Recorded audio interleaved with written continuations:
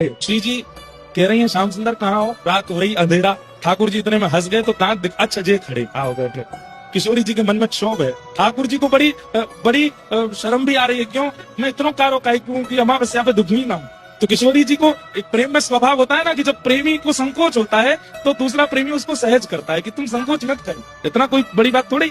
तो किशोरी जी कह रही है आप संकोच कर नहीं श्री जी, आपके काजे और भी सुंदर सुंदर वर है सके, आपने जे कन्हैया ही कहीं कुछ नहीं देखियो अमावस्या पे दुखी ना हूं मैं। तो श्री जी के मन में आई इतना संकोच कर रहे हैं, कुछ होना चाहिए।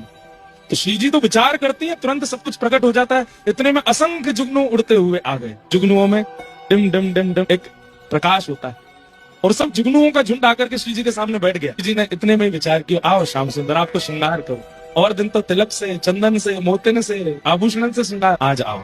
अब एक एक जुगनू को उठाती हैं और किशोरी जी ठाकुर जी के एक जुगनू यहाँ मुकुट के ऊपर, एक जुगनू यहाँ मणि के पास, एक जुगनू कान के पास, एक जुगनू माथे पर, एक जुगनू यहाँ मकराकृत कुंडल पर, एक जुगनुओं के कुछ मालाएं यहाँ पर और कुछ बाजूबंद पर, कुछ हाथ पर, कुछ कमर पर, कुछ चरणों पर।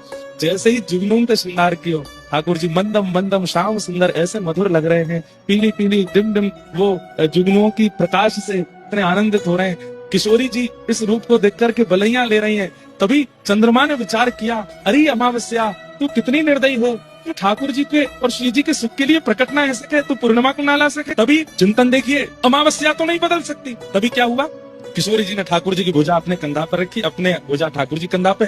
ठाकुर जी चमक रहे हैं, किशोरी जी प्रेम भर करके देखती हैं तो किशोरी जी का जो तेज है वो और ठाकुर जी को प्रकाशित करने लगता है। दोनों युगल का प्रकाश सामने बह रही यमुना जी पर पड़ता है और जैसे ही कोई लाइट शीशा पर डालो तो रिफ्लेक्ट होकर के ऊपर जाती है। तो श्री जी और ठाकुर जी का प्रकाश जैसे जमुना जी पर पड़ा, जमुना जी ने उसी प्रकाश को रिफ्लेक्ट कर दिया आकाश की ओर, और जहां चंद्रमा अमावस्या का था वहीं पूर्णिमा हो गई और पूर्णिमा में पुनः ठाकुर जी का राज हम करते हैं इसे चिंतन।